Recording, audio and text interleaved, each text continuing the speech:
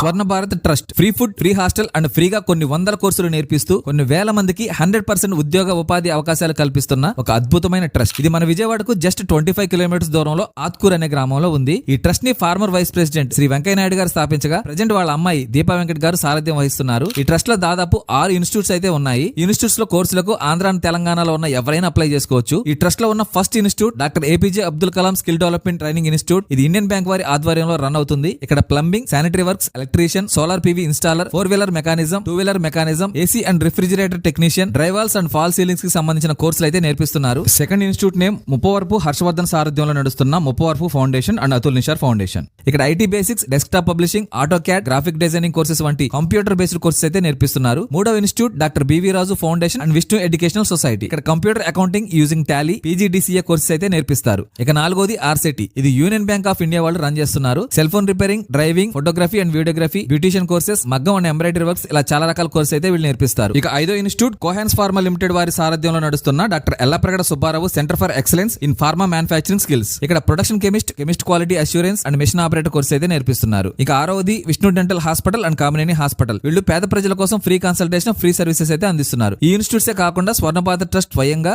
Nurse training, hotel management లాంటి కోర్సులు కూడా నేర్పిస్తున్నారు. స్క్రీన్ మీద డిస్ప్లే చేసిన ఫోన్ నంబర్ కాల్ చేసి అప్లై చేసుకోండి, లేదా ఈ క్యూఆర్ కోడ్ ని స్కాన్ చేసి కూడా అప్లై చేసుకోవచ్చు.